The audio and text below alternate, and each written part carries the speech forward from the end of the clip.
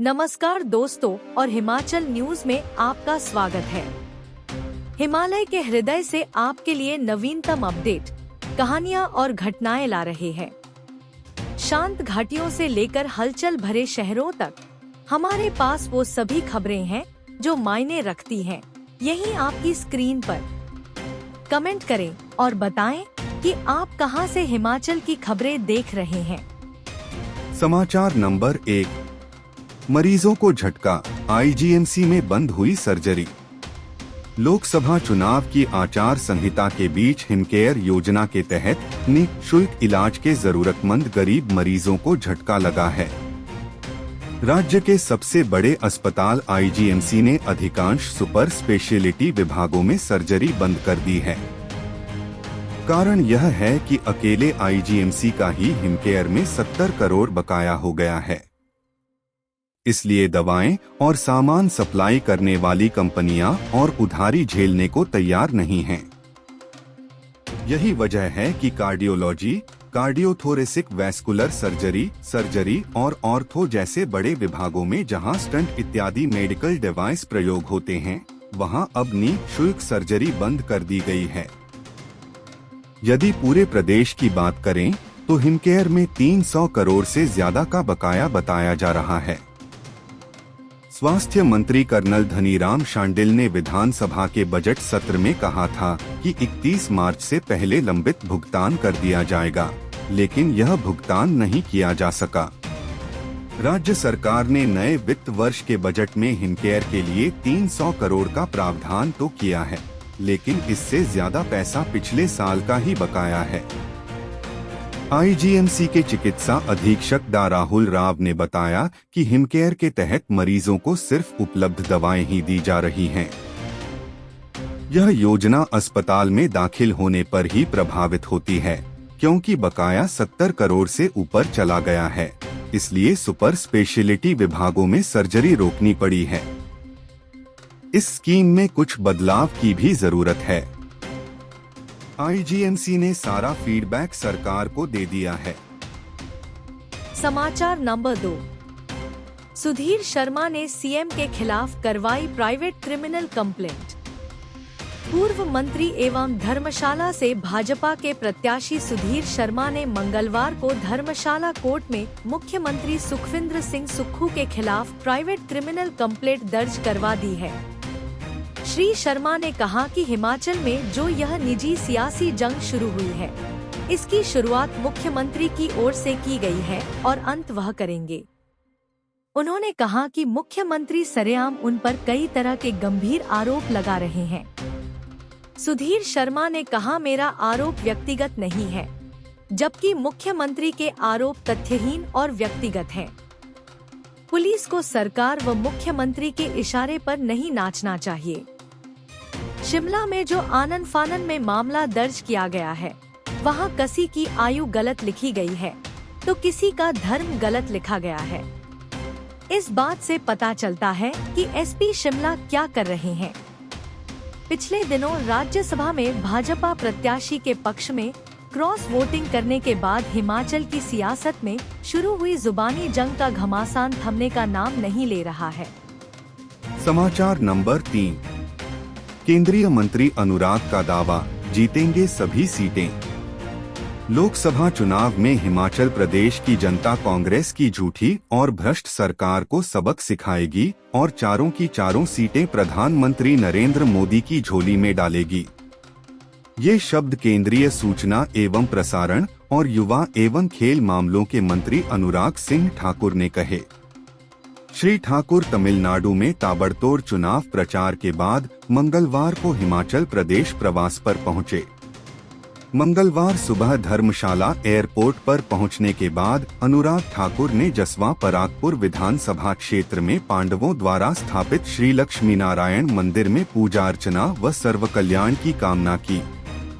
अनुराग सिंह ठाकुर ने जसवा परागपुर विधानसभा क्षेत्र के नंगल चौक में आयोजित अनुसूचित जाति मोर्चा सम्मेलन में भाग लिया, जहां उन्होंने पिछले 10 वर्षों में मोदी सरकार द्वारा अनुसूचित जाति के उत्थान व कल्याण के लिए किए गए कार्यों पर प्रकाश डाला।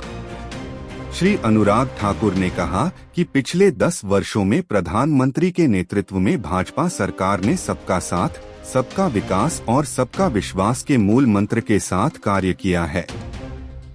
इन 10 वर्षों में पहले जो वंचित थे उन्हें वरीयता दी गई है। कांग्रेस ने सदैव इन्हें सिर्फ वोट बैंक तक सीमित रखा। कांग्रेस ने नारा दिया गरीबी हटाओ, पर गरीबी नहीं हटाई बल्कि लोगों को और गरीब बनाया। मोदी जी ने पिछले 10 वर्षों में 25 करोड़ लोगों को गरीबी रेखा से बाहर लाया है। 4 करोड़ लोगों को घर, 12 करोड़ शौचालय, 11 करोड़ से ज्यादा उज्ज्वला गैस कनेक्शन, 13 करोड़ से ज्यादा नल कनेक्शन, 81 करोड़ लोगों को मुफ्त अनाज और 60 करोड़ लोगों को 5 लाख प्रतिवर्ष का स्वास्थ्य बीमा कवरेज मोदी ने दिया है। हिमाचल प्रदेश की कांग्रेस सरकार पर निशाना साधते हुए अनुराग ठाकुर ने कहा कि आज हिमाचल वासियों के साथ साथ उनके खुद के विधायकों का इनके ऊपर से विश्वास उठ चुका है। समाचार नंबर 4। कई चुनावों में थोड़े से वोट से मिली बड़ी जीत। लोकसभा चुनाव के इतिहास में दर्ज सांसें थामने वाले मुकाबलों में हार और जीत का फैसला महज कुछ वोटों के अंतर से हुआ है। सबसे करीबी मुकाबले को भाजपा ने महज 0.2% के अंतर से जीता था। प्रदेश राजनीति के इतिहास में यह जीत अभी भी नजदीकी मुकाबले में दर्ज है और यह रिकॉर्ड बीते 20 सालों से कायम है। आज बात प्रदेश में अब तक के उन 4 सबसे खास मुकाबलों की करेंगे जो बहुत करीबी माने जाते हैं। इनमें से 3 मुकाबलों में परिणाम भाजपा के तो एक में कांग्रेस के हिस्से आया है। खास बात यह है, इन मुकाबलों में फंसने वाले नेताओं में 2 पूर्व मुख्यमंत्री भी शामिल हैं। इनमें 1991 में हमीरपुर सीट पर पूर्व मुख्यमंत्री प्रेम कुमार धूमल की अग्नि परीक्षा हुई थी, तो 2009 में मंडी संसदीय सीट पर पूर्व मुख्यमंत्री वीरभद्र सिंह को कड़े मुकाबले में जीत मिल सकी थी। 1991 में एक मुकाबले में पूर्व मुख्यमंत्री प्रेम कुमार धूमल 3738 वोटों के अंतर से चुनाव जीते थे। उनकी जीत और हार के बीच का अंतर 0.83% था, जबकि वीरभद्र सिंह ने 1.96% मतों के अंतर से महेश्वर सिंह को पटकनी दी थी। 1991 में हुई प्रेम कुमार धूमल 3738 वोट से जीते। हमीरपुर संसदीय सीट से 1991 में बेहद नजदीकी मुकाबले में पूर्व मुख्यमंत्री प्रेम कुमार धूमल महज 3738 वोटों के अंतर से चुनाव जीते थे। उनकी जीत का मार्जिन इस चुनाव में 0.83% था। हमीरपुर संसदीय सीट पर इस चुनाव में 7,99,292 मतदाता पंजीकृत थे, लेकिन इनमें से 4,52,274 ने ही अपने मताधिकार का इस्तेमाल किया था। प्रेम कुमार धूमल को 2,05,970 वोट मिले थे, जबकि उनके मुकाबले में खड़े कांग्रेस के नारायण चंद पराशर को 2,02,232 वोट मिल पाए थे। प्रदेश की राजनीतिक इतिहास में यह दूसरा सबसे बड़ा करीबी मुकाबला है, जिसमें पूर्व मुख्यमंत्री प्रेम कुमार धूमल को बड़ी परीक्षा से गुजरना पड़ा था।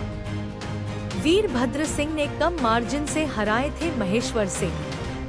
2009 के लोकसभा चुनाव में मंडी संसदीय सीट से वीरभद्र सिंह महज 13,997 वोटों के अंतर से चुनाव जीत पाए थे। उनकी जीत का मार्जिन 1.96% था। इस चुनाव में कुल पंजीकृत मतदाता 11,12,524 थे और इनमें से 7,13,026 ने अपने मताधिकार का इस्तेमाल किया था। वीरभद्र को 3,40,973 वोट मिले थे, जबकि उनके प्रतिद्वंद्वी महेश्वर सिंह को 3,20,873 वोट मिले थे।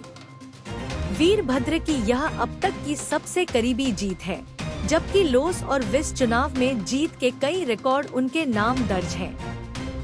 2004 में सिर्फ 1,615 वोट के अंतर से हुआ फैसला। लोकसभा चुनाव में 2004 में हमीरपुर सीट पर पूर्व सांसद सुरेश चंदेल और रामलाल ठाकुर के बीच हुआ मुकाबला सबसे करीबी मुकाबलों में दर्ज है। इस चुनाव में सुरेश चंदेल को 3,13,243 वोट मिले थे।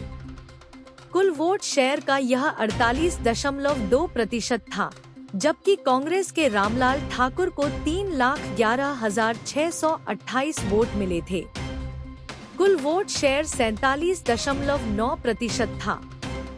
दोनों के बीच जीत और हार का अंतर 1,615 वोटों का था। हार और जीत का फैसला महज 0.2% वोटों के अंतर से हुआ था। मतगणना के दौरान कभी कांग्रेस के रामलाल ठाकुर आगे निकल रहे थे, तो कभी बाजी पलटकर सुरेश चंदेल के खाते में आ रही थी। इस चुनाव में हमीरपुर ही इकलौती ऐसी सीट थी जिसमें कांग्रेस को हार का सामना करना पड़ा था। इस चुनाव में रामलाल ठाकुर को सिर्फ 1,615 वोट से हार का सामना करना पड़ा था। अन्य तीनों सीटों पर कांग्रेस के नेता अपना अपना चुनाव जीतकर लोकसभा पहुंचने में कामयाब रहे थे। इस चुनाव में 6,49,994 मतदाताओं ने अपने मताधिकार का इस्तेमाल किया था। कुल 17 विधानसभा सीटों में से 6 में कांग्रेस को और 11 में भाजपा को बढ़त मिली थी। 1991 में 2.5% वोटों में हुआ था फैसला। लोकसभा चुनाव के दौरान 1991 में ही एक अन्य सीट पर बेहद रोमांचक मुकाबला हुआ था। कांगड़ा में भी बेहद रोमांचक मुकाबला देखने को मिला था। हालांकि इस सीट में जीत और हार का फैसला 10,716 वोटों से हुआ, लेकिन लोकसभा चुनाव में हार और जीत के बीच का यह अंतर सिर्फ 2.54% वोटों का था। इस चुनाव में भाजपा के डीडी खनूरिया ने कांग्रेस की चंदेरश कुमारी को मात दी थी। कांगड़ा में कुल मतदाता 7,66,840 थे और इनमें से 4,25,434 ने अपने मताधिकार का इस्तेमाल किया था। डीडी खनूरिया को 1,74,457 वोट मिले थे, जबकि कांग्रेस की चंद्रेश कुमारी को 1,63,741 वोट मिले थे। समाचार नंबर 5। धर्मशाला में ट्राइबल और ओबीसी पर नजरें। लोकसभा चुनावों के साथ हो रहे विधानसभा के उपचुनावों ने सियासी माहौल रोचक बना दिया है। कांगड़ा और चंबा जिलों में ट्राइबल और ओबीसी की आबादी बड़ी संख्या में है। ऐसे में दोनों ही समुदायों का राजनीति में भी दखल रहता है। धर्मशाला में हो रहे विधानसभा उपचुनाव में भाजपा ने ब्राह्मण चेहरे पर दांव खेला है। ऐसे में जनजातीय और ओबीसी वर्ग के लोग अब कांग्रेस पर नजरें गड़ाए हुए हैं। मंगलवार को धर्मशाला विधानसभा क्षेत्र के 2 छोर पर दोनों ही समुदायों के नेताओं और उनके समर्थकों ने बैठकें कर कांग्रेस की टिकट के लिए दम दिखाने की रणनीति बनाई। ऐसे में अब आने वाले दिनों में धर्मशाला का सियासी माहौल अलग दिखने वाला है। यहाँ पूर्व में भी समुदाय आधारित आजाद प्रत्याशी चुनाव लड़कर दम दिखा चुके हैं। यही वजह है कि अभी चुनावों को लंबा समय होने के चलते मतदाता खामोश हैं। कुछ तो आजाद चुनाव लड़े को भी अंदर खाते तैयारी कर रहे हैं, जबकि भाजपा भी कांग्रेस सहित ऐसे नेताओं की रणनीति को देख रही है। पूर्व में कांगड़ा से ओबीसी और जनजातीय समुदाय के नेताओं को जातीय आधार पर मंत्रिमंडल में स्थान मिलता रहा है। हालांकि कांगड़ा चंबा में राजपूत, ब्राह्मण, एससी सहित अन्य वर्ग के नेता सांसद व विधायक बनकर अपने क्षेत्र का प्रतिनिधित्व करते रहे हैं। चंबा में जनजातीय, कांगड़ा में ओबीसी का दबदबा। इन दोनों वर्गों की बात करें तो धर्मशाला विधानसभा क्षेत्र ही नहीं बल्कि इनका कांगड़ा और चंबा में बड़ा प्रभाव है। चंबा में जनजातीय वर्ग तो कांगड़ा जिला के कई विधानसभा क्षेत्रों में ओबीसी का दबदबा है। यही वजह है कि भाजपा ने पिछले विधानसभा चुनावों में कांगड़ा संगठनात्मक जिला यानी धर्मशाला, कांगड़ा, नरगोटा और शाहपुर चारों विधानसभा क्षेत्रों में ओबीसी उम्मीदवार मैदान में उतारे थे। हालांकि सिर्फ एक ही नेता कांगड़ा से पवन काजल विधायक बन पाए। इसी तरह कांग्रेस ने सत्ता में आने के बाद पहले चरण में कांगड़ा व चंबा से मात्र एक ही विधायक चंद्र कुमार को मंत्री बनाया, जो ओबीसी समुदाय से संबंध रखते हैं। समाचार नंबर 6। पहले नवरात्र पर 56,000 श्रद्धालुओं ने नवाया शीश। प्रदेश के 5 शक्तिपीठों में चैत्र नवरात्र मेले का आगाज कंजक पूजन और झंडा रस्म के साथ हुआ। चैत्र नवरात्र के पहले दिन मंगलवार को मैया के दर्शनों के लिए प्रदेश के शक्तिपीठों में श्रद्धालुओं की भीड़ उमड़ी। मां के दर्शनों के लिए मंदिरों में सुबह से लाइनें लगी रही। प्रदेश के 5 शक्तिपीठों चिंतपूर्णी, ज्वालाजी, नैना देवी, बज्रेश्वरी देवी, चामुंडा देवी मंदिर में 56,500 श्रद्धालुओं ने माथा टेका। ऊना जिला के उपायुक्त जतिन लाल शर्मा ने बताया कि चिंतपूर्णी मंदिर में नवरात्र मेले के पहले दिन 10,000 श्रद्धालुओं ने शीश नवाया। चिंतपूर्णी मंदिर में श्रद्धालुओं के दर्शन करने के लिए बेहतर प्रबंध किए गए हैं। वहीं नैना देवी मंदिर में पहले दिन 20,000 श्रद्धालुओं ने मां के चरणों में शीश नवाया। नैना देवी मंदिर अधिकारी विपिन ठाकुर ने बताया कि मंदिर में श्रद्धालुओं के लिए बेहतर प्रबंध किए गए हैं। ज्वालामुखी मंदिर में 15,000 श्रद्धालुओं ने माथा टेका। कांगड़ा स्थित बज्रेश्वरी मंदिर में 5,500 श्रद्धालुओं ने मां से आशीर्वाद लिया। इसके अलावा चामुंडा देवी मंदिर में मंगलवार को 6,000 श्रद्धालुओं ने मैया के चरणों में शीश नवाया। मंदिर अधिकारी गिरिराज ठाकुर ने 9 से 17 अप्रैल तक नवरात्र मेले का आयोजन किया जाएगा। समाचार नंबर 7। जब सीएम थे जयराम को तब नहीं आई हमीरपुर की याद। 5 दिवसीय दौरे पर अपने गृह जिला पहुंचे मुख्यमंत्री ठाकुर सुखविंदर सिंह सुक्खू ने मंगलवार को जिला मुख्यालय हमीरपुर में पूर्व मुख्यमंत्री जयराम ठाकुर पर फिर निशाना साधा। पत्रकारों से बातचीत में मुख्यमंत्री ने कहा कि जयराम ठाकुर को मुख्यमंत्री रहते 2017 से 2022 तक हमीरपुर जिला और पूर्व मुख्यमंत्री प्रेम कुमार धूमल की याद नहीं आई। उन्होंने कहा कि जिस जिला ने 2 बार धूमल को मुख्यमंत्री बनाया, वहां से जयराम ने अपने कार्यकाल में हमीरपुर से एक भी मंत्री नहीं बनाया। अब जयराम उपचुनाव में बिकाऊ विधायकों की हार टालने के लिए प्रेम कुमार धूमल के पास चक्कर काट रहे हैं। सुक्खू ने कहा कि मुख्यमंत्री रहते जयराम हमीरपुर की सुध लेते और धूमल से मिलते तो हमीरपुर का नया बस स्टैंड वर्षों पहले बन गया होता। मुख्यमंत्री बनने के बाद जयराम न तो धूमल से मिले न कभी उनसे सलाह ली। हमीरपुर बस स्टैंड का जो नींव पत्थर वर्षों पहले रखा गया था, उसके लिए मैंने 28 करोड़ रुपए की पहली किस्त जारी की। बस स्टैंड का काम अब तेजी से चल रहा है। जयराम अब हमीरपुर आकर नौटंकी कर रहे हैं ताकि लोकसभा और विधानसभा उपचुनाव में उनकी नाक बच सके। मुख्यमंत्री ने कहा कि जयराम ठाकुर जो ख्वाब देख रहे हैं वह हकीकत नहीं बन पाएगा। प्रदेश की जनता जागरूक है तथा भलीभांति जानती है कि प्रदेश सरकार जनहित में कार्य कर रही है। उन्होंने कहा कि जयराम ने धनबल से कांग्रेस के विधायक खरीदकर लोकतंत्र की हत्या की है। प्रदेश की जनता जागरूक है, वह खुद तय करेगी कि उन्हें बिकाऊ विधायक चाहिए या जनसेवक।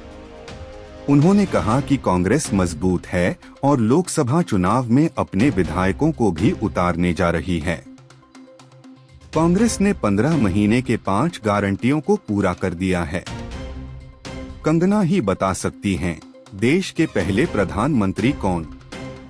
सोशल मीडिया पर वायरल हो रहे अभिनेत्री और मंडी संसदीय सीट से भाजपा की प्रत्याशी कंगना रनौत के वीडियो को लेकर मुख्यमंत्री ने कहा कि देश के पहले प्रधानमंत्री कौन थे, इसके बारे में कंगना रनौत ही जवाब दे सकती हैं। एक अन्य सवाल के जवाब में सीएम ने कहा कि सनातन धर्म में बीफ खाना पाप है। इसकी हमारे धर्म में इजाजत नहीं है। अगर किसी ने बीफ खाने की बात कही है तो वह ही उसके बारे में बता सकता है। जयराम ठाकुर को नींद में भी दिख रही सीएम की कुर्सी। शिक्षा मंत्री रोहित ठाकुर ने कहा है कि 4 जून के बाद हिमाचल प्रदेश में भाजपा वेंटिलेटर पर होगी। वोट की चोट से जनता भाजपा को कोमा में पहुंचाने वाली है। नेता प्रतिपक्ष जयराम ठाकुर को तो अब नींद में भी मुख्यमंत्री की कुर्सी नजर आ रही है। वह मुख्यमंत्री बनने के सपने देख रहे हैं। वर्तमान सरकार को किसी प्रकार का कोई खतरा नहीं है और मुख्यमंत्री ठाकुर सुखविंदर सिंह सुक्खू के नेतृत्व में कांग्रेस सरकार डंके की चोट पर अपने 5 वर्ष का कार्यकाल पूरा करेगी। कांग्रेस लोकसभा चुनाव में 4 सीटें और उपचुनाव की 6 सीटों पर क्लीन स्वीप करेगी और पार्टी प्रत्याशी बड़े अंतर से विजयी होंगे। उन्होंने कहा कि एक चुनी हुई सरकार के विरुद्ध षड्यंत्र रचने के लिए प्रदेश की जनता भाजपा को माफ नहीं करेगी और चुनाव में करारा जवाब देगी। आने वाले चुनाव में मतदाता भाजपा को वेंटिलेटर पर पहुंचाकर ही दम लेंगे। लोकसभा विधानसभा चुनावों के बाद दोबारा होंगे उपचुनाव। हिमाचल प्रदेश में लोकसभा की 4 सीटों व 6 विधानसभा क्षेत्रों में उपचुनावों के बाद 5 अन्य विधानसभा क्षेत्रों में भी उपचुनाव होंगे। यह दावा उप मुख्यमंत्री मुकेश अग्निहोत्री ने करते हुए कहा कि लोकसभा चुनावों के बाद प्रदेश विधानसभा में कांग्रेस विधायकों की संख्या 40 के पार होगी। उन्होंने कहा कि लोकसभा चुनावों के बाद प्रदेश में कांग्रेस सरकार अधिक मजबूत होगी व 5 साल का कार्यकाल पूरा करेगी। मुकेश अग्निहोत्री ने मंगलवार को पुटलैहड़ विधानसभा क्षेत्र के तहत बौल में कांग्रेस बूथ कार्यकर्ताओं की बैठक में भाग लेने के उपरांत मीडिया कर्मियों के साथ बातचीत में कहा कि कांग्रेस पार्टी प्रदेश की 4 लोकसभा सीटों व उपचुनावों में जीत दर्ज करेगी। कांग्रेस मंडी लोकसभा क्षेत्र से कैबिनेट मंत्री विक्रमादित्य सिंह को उतारने जा रही है। यहां से भाजपा प्रत्याशी कंगना रनौत किसी युवा प्रत्याशी से मुकाबले की बात कह रही थी, तो कांग्रेस ने युवा नेता विक्रमादित्य को उतारने का मन बनाया है। लोकसभा चुनाव जीतने के बाद शिमला ग्रामीण विधानसभा क्षेत्र में भी उपचुनाव होगा। वहीं शिमला संसदीय क्षेत्र से कांग्रेस प्रत्याशी के रूप में कसौली से विधायक विनोद सुल्तानपुरी उतर सकते हैं तथा उनकी जीत के बाद कसौली में भी उपचुनाव होगा। मुकेश अग्निहोत्री ने कहा कि इसके अलावा 3 निर्दलीय विधायकों के इस्तीफे मंजूर होने पर उनके क्षेत्रों में भी उपचुनाव होंगे। कांग्रेस पार्टी इन सभी उपचुनावों में भी जीत दर्ज करेगी। मुकेश अग्निहोत्री ने कहा कि नेता प्रतिपक्ष ने ऑपरेशन लोटस की साजिश रची, लेकिन भाजपा का पूरा मिशन फेल हो गया। समाचार नंबर 8। कार सवार ने रौंदा पुलिसकर्मी, नाके के दौरान रोकने पर चढ़ा दी गाड़ी। कीरतपुरनेर चौक 4 लेन पर सुंदरनगर के पुंग में पुलिस के नाके को तोड़ते हुए एक कार सवार पुलिस जवान को रौंद कर मौके से फरार हो गया। बैरिकेड को टक्कर मारने के बाद कार सवार अनियंत्रित होकर पुलिस जीप और डिवाइडर से टकरा गया। पुलिस टीम ने घटनास्थल से 200 मीटर आगे कार ड्राइवर को दबोच लिया। तलाशी के दौरान कार से 260 ग्राम चरस बरामद की गई। पुलिस ने कार चालक को गिरफ्तार कर छानबीन शुरू कर दी है। साथ ही पुलिस टीम पर जानलेवा हमला करने को लेकर अलग से मामला दर्ज किया जा रहा है। जानकारी के अनुसार पुलिस थाना सुंदरनगर के कर्मियों ने मंगलवार शाम पुंग में नाके के दौरान सुंदरनगर से आ रही कार HP 55C 2049 को रुकने का इशारा किया, जिस पर कार चालक ने पहले गाड़ी को धीरे किया और बाद में एकदम से स्पीड बढ़ाते हुए पुलिस कर्मी को रौंद कर फरार हो गया। घायल नीतीश कुमार को उपचार के लिए सिविल अस्पताल सुंदरनगर में भर्ती करवाया गया है। टांग में गंभीर चोटें आई है। आरोपी की पहचान ऋत्विक ठाकुर उम्र 25 वर्ष निवासी गांव कश्मीर जिला हमीरपुर के रूप में हुई है। थाना प्रभारी नानक चंद ने बताया कि पुलिस मामले की छानबीन कर रही है। डीएसपी सुंदरनगर भारत भूषण ने मामले की पुष्टि की है। समाचार नंबर 9। महंगी बिजली का उद्योगों पर पड़ेगा असर। नालागढ़ उद्योग संघ ने राज्य विद्युत नियामक आयोग द्वारा पावर टैरिफ में की गई 1% वृद्धि को लेकर कड़ा रोष जाहिर किया है। बागबानिया में आयोजित एनआईए की बैठक में अध्यक्ष अर्चना त्यागी ने जहां उद्योगों से जुड़े कई मुद्दों पर चर्चा की, वहीं एनआईए को मजबूत करने का खाका खींचा गया। बैठक में उद्यमियों ने कहा कि ₹1 प्रति यूनिट बिजली दर बढ़े से कारखानों पर अतिरिक्त बोझ पड़ेगा और मंदी के दौर में चल रहे उद्योग घाटे में चले जाएंगे। इस अप्रत्याशित बढ़ोतरी को लेकर शीघ्र ही बीबीएनआईए के माध्यम से एक याचिका दायर की जाएगी। संगठन के सलाहकार रवि निरंकारी ने कहा कि बीबीएन की सड़कों की हालत बद से बदतर हो चुकी है। चाहे बद्दी नालागढ़ मार्ग हो, नालागढ़ दभोटा रोड पर दभोटा का क्षतिग्रस्त पुल हो, बद्दी में बाल्द का निर्माणाधीन पुल हो या अन्य संपर्क मार्ग बदहाल है। एनआईए ने इस संदर्भ में जहां हाई कोर्ट में याचिका दायर करने का निर्णय लिया, ट्रांसपोर्ट के मुद्दे पर भी कुछ सदस्यों ने आवाज बुलंद की और कहा कि एक तो ट्रक यूनियन नालागढ़ ने पहले ही अपने माल भाड़ों के दामों में वृद्धि कर रखी है, ऊपर से उनकी सर्विस भी बेहतर नहीं है। एनआईए ने इस मसले को भी बीबीएनआईए के माध्यम से उठाने और एक अधिवक्ता फर्म को अपने साथ जोड़कर हल निकालने की बात कही। 2 नए पदाधिकारियों की नियुक्ति। एनआईए की बैठक में अनिल कुमार को सर्वसम्मति से महासचिव की कमान सौंपी गई। वहीं सौम्या दत्त को उपाध्यक्ष पद का ताज सौंपा गया। अध्यक्ष अर्चना त्यागी ने बताया कि दोनों पदाधिकारियों ने अपने मनोनयन के लिए अध्यक्ष व कार्यकारिणी का आभार जताया और अपना पूरा सहयोग देने का आश्वासन दिया। समाचार नंबर 10। नैना देवी में भक्तों के लिए मशीन बना रही चपातियां। उत्तर भारत के सुप्रसिद्ध शक्तिपीठ श्री नैना देवी में चैत्र नवरात्र के शुभ अवसर पर मंदिर न्यास प्रशासन ने एक नई पहल की है। लंगर भवन में लगभग 10 लाख रुपए लागत की आधुनिक रोटी मेकर मशीन इंस्टॉल की गई है और प्रथम नवरात्र से इसका शुभारंभ भी कर दिया गया है। रोटी मेकर मशीन की खासियत यह है कि प्रति घंटा 3000 से 3500 फूली हुई चपातियां तैयार हो जाती हैं। इससे जहां मंदिर न्यास की मैनपावर की बचत हुई है, तो वहीं चपाती तैयार करने में लगने वाले समय की भी बचत होगी। पूरे हिमाचल प्रदेश में नैना देवी ऐसा पहला शक्तिपीठ होगा जहां लंगर हॉल में रोटी मेकर मशीन स्थापित की गई है। कुछ समय पहले मंदिर न्यास प्रशासन ने लंगर भवन में रोटी मेकर मशीन स्थापित करने का निर्णय लिया था। अब यह मशीन इंस्टॉल की जा चुकी है और हफ्ता भर ट्रायल करने के बाद प्रथम नवरात्र के शुभ अवसर पर इस मशीन का विधिवत तरीके से शुभारंभ कर दिया गया है। एसडीएम धर्मपाल चौधरी के अनुसार आने वाले समय में लंगर भवन को नए रूप में विकसित किया जाएगा। इसको लेकर योजना का खाका तैयार किया जा रहा है। लोकसभा चुनाव के बाद नई योजना पर काम शुरू होगा। नैना देवी मंदिर में ब्रेकफास्ट लंच डिनर। प्रदेश भर में नैना देवी एक ऐसा मंदिर है जहां 3 टाइम खाना मिलता है। सुबह के समय ब्रेकफास्ट, दोपहर के समय लंच और रात को डिनर की व्यवस्था है।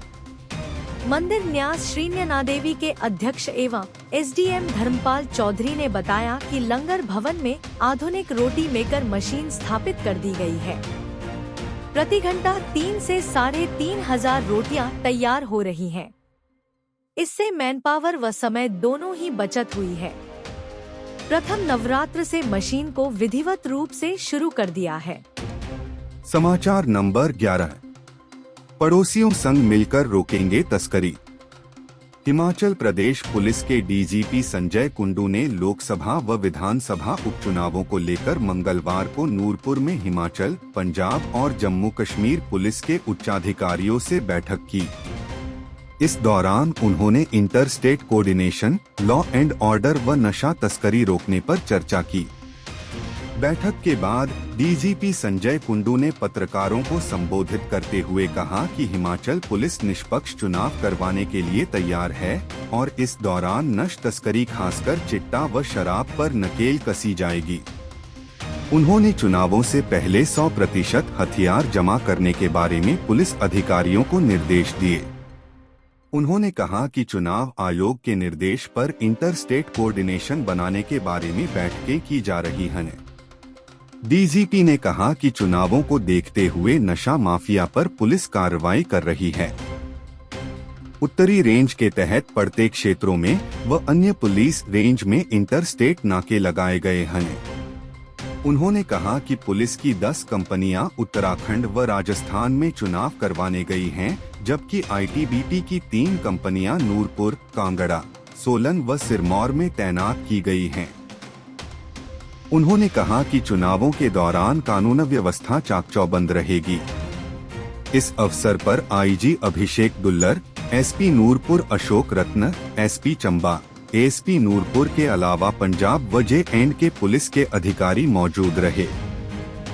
समाचार नंबर 12। 10 साल का लेखा जोखा दे केंद्र सरकार। प्रदेश कांग्रेस अध्यक्ष प्रतिभा सिंह ने कहा है कि भाजपा को इस बार लोकसभा चुनाव में हार का मुंह देखना पड़ेगा। उन्होंने कहा है कि भाजपा को अपने 10 साल के कार्यकाल का लेखा जोखा देना चाहिए। उन्होंने पिछले चुनाव के दौरान लोगों से किए कितने चुनावी वादे पूरे किए हैं। हर साल 1 करोड़ लोगों को रोजगार देने और हर एक के खाते में 15 लाख देने के वादे का क्या हुआ। प्रतिभा सिंह ने कहा कि इस बार लोकसभा चुनाव में भाजपा की कोई जुमलेबाजी नहीं चलेगी। देश में बढ़ती महंगाई और बेरोजगारी के सारे रिकॉर्ड टूट गए हैं। ध्रुवीकरण और विलुप्तीकरण की राजनीति कर विपक्ष की आवाज दबाई जा रही है। जांच एजेंसियों का दुरुपयोग किया जा रहा है, वह किसी से छिपा नहीं है। प्रतिभा सिंह ने कांग्रेस के घोषणा पत्र को लेकर भाजपा नेताओं की बयानबाजी पर अपनी प्रतिक्रिया देते हुए कहा है कि भाजपा कांग्रेस के घोषणा पत्र घबराए हुई है। कांग्रेस के 5 न्याय और 25 गारंटियां देश के प्रति कांग्रेस का विजन है, इसे वह पूरा करेंगी। उन्होंने कहा कि कांग्रेस देश में सामाजिक, आर्थिक और राजनीतिक न्याय की हमेशा पक्षधर रही है। कांग्रेस देश में हो रहे इस अन्याय के खिलाफ भाजपा से लड़ रही है। उन्होंने कहा कि जिस प्रकार देश में लोकतंत्र को कमजोर करने का प्रयास किया जा रहा है, वह बहुत ही दुखदायी है। उन्होंने कहा है कि प्रदेश की 4 लोकसभा सीटों के साथ साथ प्रदेश विधानसभा उपचुनाव की सभी सीटों पर जीत हासिल करेगी। समाचार नंबर 13। सलूनी में 2 मंजिला दुकान राख, 6 लाख का नुकसान। उपमंडल की ग्राम पंचायत के डांड गांव में सोमवार रात 2 मंजिला दुकान आग की भेंट चढ़ गई। आग की इस घटना में करीब के 5-6 लाख के नुकसान का अनुमान है। उपमंडलीय प्रशासन की ओर से प्रभावित दुकानदार को 5,000 रुपए की फौरी राहत प्रदान की दी गई है। हल्का पटवारी को आग की इस घटना में हुए नुकसान की विस्तृत रिपोर्ट तैयार करने के निर्देश जारी कर दिए हैं। जानकारी के अनुसार सुरेश कुमार वासी गांव जल्हा पिछले काफी समय से डांड बाजार में ढाबा व चिकन कॉर्नर चलाता था। सोमवार रात सुरेश कुमार रोजमर्रा की तरह दुकान बंद करके घर को निकल गया। इसी बीच पीछे अचानक दुकान में आग लग गई। मौके पर पहुंचे ग्रामीणों ने तुरंत दुकान को भड़की आग पर काबू पाने को लेकर प्रयास आरंभ कर दिए, मगर दुकान के अंदर गैस सिलेंडर व फ्रिज के फटने से हुए जोरदार धमाके के साथ आग पूरी तरह बेकाबू हो गई। देखते ही देखते 2 मंजिला दुकान राख के ढेर में बदल गई। उधर तहसीलदार सलूनी कार्तिक धीमान ने बताया कि प्रभावित दुकानदार को 5,000 रुपए की फौरी राहत दे दी गई है। समाचार नंबर 14। किसानों को 5 गारंटियां जीएसटी में मिलेगी छूट। कांग्रेस ने लोकसभा चुनाव में 5 गारंटियों वाला पत्र जारी किया है। इस पत्र में किसानों को लाभ देने की बात कही गई है। मंगलवार को यह पत्र मुख्य प्रवक्ता और राष्ट्रीय सह संयोजक कंवर रविंद्र सिंह ने जारी किया। उन्होंने कहा कि इस पत्र में कांग्रेस के न्याय पत्र पर आधारित 5 गारंटियां दी गई हैं। इन गारंटियों को आगामी दिनों में लोगों के घरों तक पहुंचाया जाएगा। इन गारंटियों में सबसे पहले किसानों को जीएसटी से छूट देने की बात कही गई है। इनमें किसानों की खरीद और बिक्री वाले सभी उत्पादों को जीएसटी से मुक्त किया जाएगा। कांग्रेस सत्ता में आती है तो किसानों को सबसे पहली राहत देगी। उन्होंने कहा कि फसलों पर एमएसपी का निर्धारण एमएस स्वामीनाथन की रिपोर्ट के अनुसार किया जाएगा। देश भर में न्यूनतम समर्थन मूल्य एमएसपी को कड़ाई से लागू किया जाएगा। इसके लिए आयोग की स्थापना की जाएगी। कांग्रेस पार्टी चुनाव जीत कर आती है तो किसानों को कृषि में दिए गए ऋणों को माफ किया जाएगा। उन्होंने कहा कि आयात निर्यात नीति में सुधार किया जाएगा। समाचार नंबर 15। 12.2 ग्राम चिट्टा सहित एक युवक गिरफ्तार। सिरमौर के मुख्यालय नाहन में पुलिस को नशे के कारोबार के खिलाफ खास सफलता हासिल हुई है। गोपनीय सूचना के आधार पर नाहन कोटरी लिंक रोड पर नाकाबंदी में मोटरसाइकिल HP 18C5107 पर सवार व्यक्ति प्रिंस कुमार निवासी वाल्मीकि बस्ती नाहन के कब्जे से 12.2 ग्राम चिट्टा बरामद किया गया है। बाइक को भी कब्जे में ले लिया गया है। चिट्टे के साथ आरोपी युवक। आरोपी के खिलाफ सदर थाना नाहन में नारकोटिक्स ड्रग्स साइकोट्रोपिक सब्सटेंस अधिनियम के अंतर्गत अभियोग पंजीकृत किया गया है। आरोपी को गिरफ्तार कर लिया गया है। माना जा रहा है कि पुलिस बैकवर्ड लिंकेज की दिशा में भी कार्य शुरू कर सकती है ताकि ये पता लगाया जा सके कि नाहन में जानलेवा नशे की खेप कहां से आ रही है। एसपी रमन मीणा ने पुष्टि करते हुए कहा कि जांच जारी है। बता दें कि घटनास्थल एसपी कार्यालय से चंद मीटर की दूरी पर है। समाचार नंबर 16। पंजाब के पूर्व मंत्री के बेटे सहित चिट्टे के साथ 5 गिरफ्तार। पंजाब के पूर्व मंत्री के बेटे सहित 5 आरोपियों को शिमला में पुलिस ने चिट्टे के साथ गिरफ्तार किया है। इनमें एक युवती को भी पुलिस ने गिरफ्तार किया है। शिमला पुलिस की स्पेशल सेल की टीम ने गुप्त सूचना पर कार्रवाई करते हुए शिमला के पुराने बस स्टैंड के पास आरोपियों को गिरफ्तार किया है। पुलिस की टीम ने आरोपियों के कब्जे से 42.89 ग्राम चिट्टे की खेप बरामद की है। पुलिस ने चिट्टे की खेप कब्जे में लेकर आरोपियों के खिलाफ केस दर्ज कर आगामी कार्रवाई शुरू कर दी है। बताया जा रहा कि पंजाब के पूर्व मंत्री का बेटा पहले भी नशा तस्करी के केस में पकड़ा गया था। अब शिमला पुलिस की टीम ने पंजाब के पूर्व मंत्री के बेटे को चिट्टे के साथ पकड़ा है। पुलिस पता लगा रही है कि आरोपी चिट्टा कहां से लेकर आए और कहां सप्लाई करने जा रहे थे। पुलिस आरोपियों के बैकवर्ड लिंकेज भी खंगाल रही है। पुलिस की पूछताछ में आरोपियों से चिट्टा माफिया से जुड़े कई अहम खुलासे हो सकते हैं।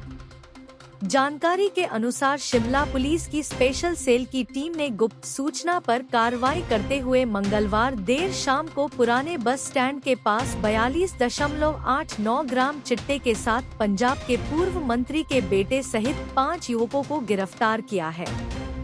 आरोपियों की पहचान प्रकाश सिंह पुत्र सुच्चा सिंह, मकान नंबर 512 सेक्टर 36 चंडीगढ़ व गांव लंगा गांव जिला बिलासपुर गुरदासपुर उम्र 37 साल और अपनी उम्र 19 साल पुत्री विकास नेगी गांव सांगला किन्नौर, अजय कुमार उम्र 27 साल पुत्र चमन लाल VPO नरखेरिया पंजाब यूनिवर्सिटी पटियाला एवं शुभम कौशल उम्र 26 साल पुत्र संदीप कौशल मकान number 204 block 1 Kansal sector 1 Chandigarh और बलबिंदर पुत्र कुलदीप सिंह उम्र 22 साल निवासी गांव नड्डा PO नया गांव मोहाली पंजाब के रूप में हुई है।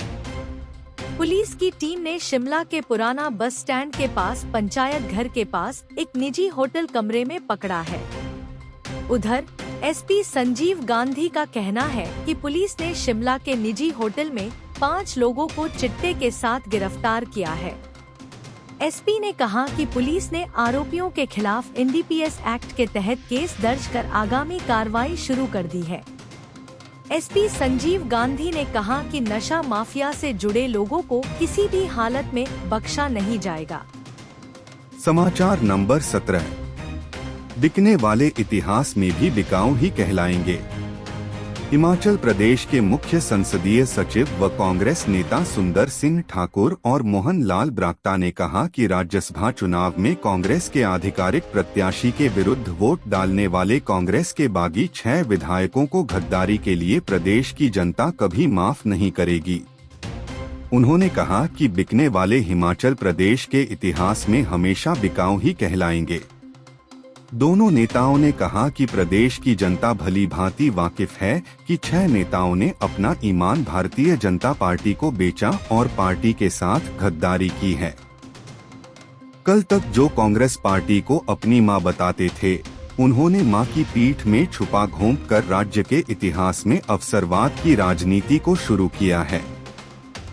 सुंदर सिंह ठाकुर और मोहन लाल ब्राक्टा ने कहा कि हिमाचल प्रदेश की जनता ने पहली बार अपने विधायक को बिकते देखा है। इससे उनका असली चेहरा मतदाताओं के सामने बेनकाब हो गया है। उन्होंने कहा कि 1.25 साल के भीतर ही इन नेताओं ने हिमाचल प्रदेश पर उपचुनाव का बोझ थोप दिया। बाकियों को अपने लालच का सच प्रदेश की जनता के सामने स्वीकार करना चाहिए और अपने कुकृत्यों के लिए माफी मांगनी चाहिए। उन्होंने कहा कि कांग्रेस पार्टी ने स्वच्छ छवि वाले नेताओं को चुनावी मैदान में उतारने जा रही है और जल्द ही प्रत्याशियों की घोषणा होगी। उन्होंने कहा कि कांग्रेस के प्रत्याशियों के नाम घोषित होते ही भाजपा के प्रत्याशी ढूंढे नहीं मिलेंगे। उन्होंने कहा कि 6 सीटों पर हो रहे उपचुनाव के लिए भाजपा को अपनी पार्टी में प्रत्याशी तक नहीं मिले और कांग्रेस के बाकियों को टिकट दिया है। ऐसे में मुकाबला कांग्रेस की असली टीम बनाम कांग्रेस की नकली टीम के बीच है और प्रदेश की जनता असली कांग्रेस टीम को विजयी बनाएगी।